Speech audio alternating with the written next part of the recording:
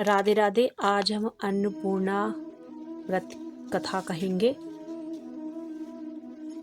अन्नपूर्णा व्रत वर्ष में एक बार मार्गशीर्ष अगहन मास की कृष्ण पक्ष की पंचमी से प्रारंभ होता है।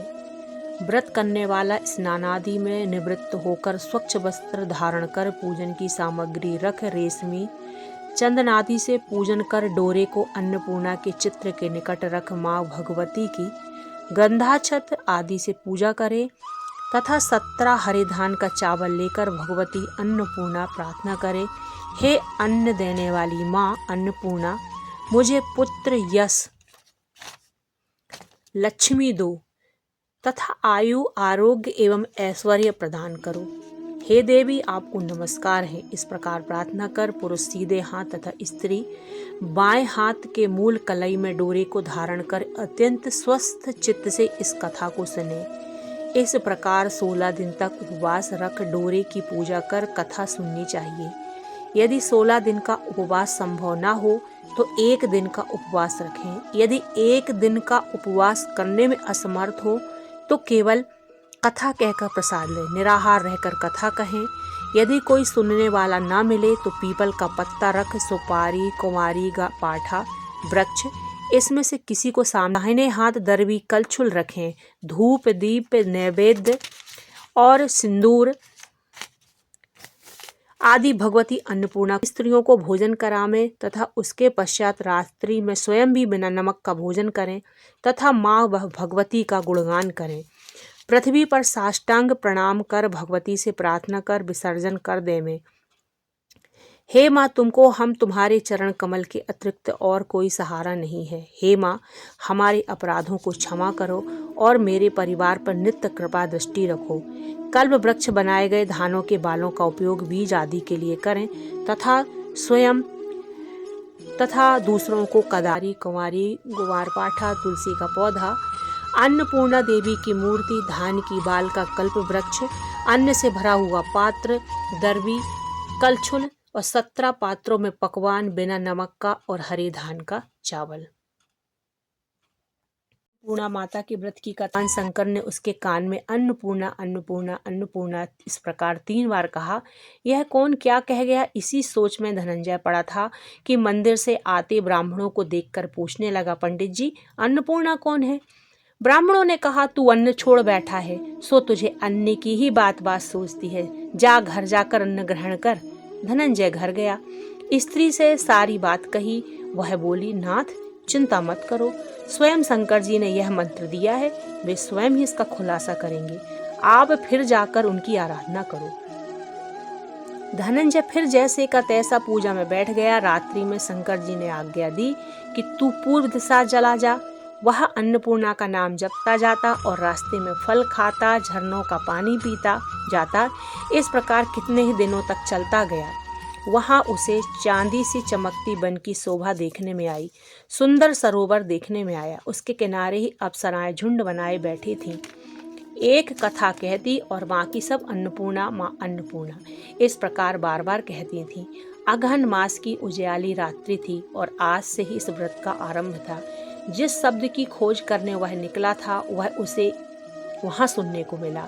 धनंजय ने उसके पास जाकर पूछा, हे देवियों, आप यह क्या करती हो? उन सब ने कहा, हम माता अन्नपूर्णा का व्रत करती हैं। इस पर धनंजय ने फिर पूछा, व्रत करने से क्या होता है? यह किसी ने किया भी है? इसे कब किया जाए? कैसा व्रत है और कैसी विधि है? मुझसे भी कहो। वे कहने लगी, इस व्रत को सब कोई कर सकते हैं। 17 दिन के लिए 17 गांठ का सूत्र लेना चाहिए कि घर धन आए, बांझी को संतान मिले, मूर्ख को विद्या आवे और जो जिस कामना से यह व्रत करे माँ उसकी इच्छा पूरी करती है। वह कहने लगा, बहनों, मेरे पास भी धन नहीं है, विद्या नहीं है, कुछ भी तो नहीं है। मैं तो दुखिया ब्राह्मण हूँ। मुझे इस व्रत का सूत्र दोगी? हाँ भाई, तेरा कल्याण हो, तुझे देंगी। ले इस व्रत का मंगल सूत्र ले। धनंजय ने व्रत किया। व्रत पूरा हुआ। तभी सरोवर में से 21 खंड की सुवर्ण सीढ़ी हीरा मोती जड़ी हुई प्रकट हुई।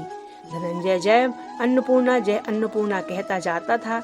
इस प्रकार कितनी ही सीढ़ियां उतर गया तो क्या देखता है कि करोड़ों सूर्य के समान प्रकाश नमा माँ अन्नपूर्णा का मंदिर है। उसके सामने स्वर्ण सिंहासन पर माता अन्नपूर्णा विराजमान है। सामने भिक्षा हेतु शंकर भगवान खड़े हैं। देवंगनाएं चंबर डुलाती हैं। कितने ही हथियार बांधे पहरा देती हैं। धनंजय दौड़कर जगदम्बा के चरणों में गिर गया। देवी उनके मन का क्लेश जान गई। धनंजय कहने लगा, माता आप तो अंतर्यामिनी हो, आपको अपनी दशा क्या बताऊं। माता बोली, तूने मेरा व्रत किया है, जा तेरा संसार सत्कार करेगा। माता ने धनंजय की जिह्वा पर बीज मंत्र लिख दिया।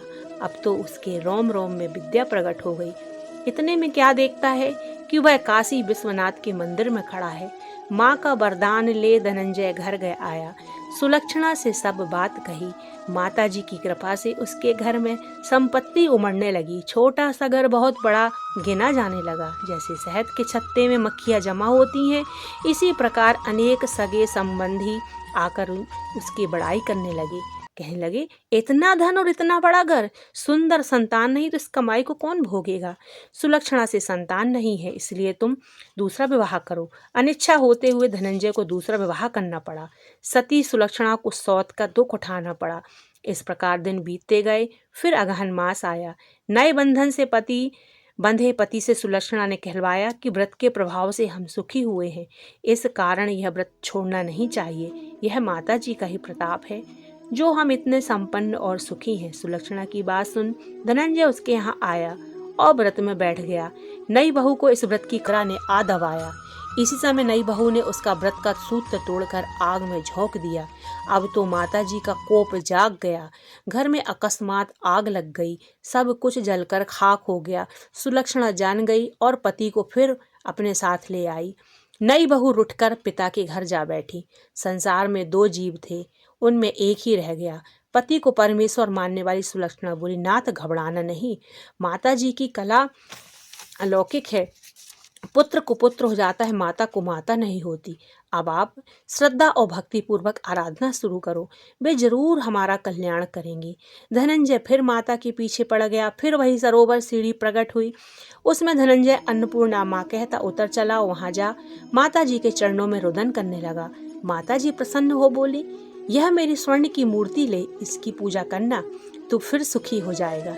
जा, तुझे मेरा आशीर्वाद है।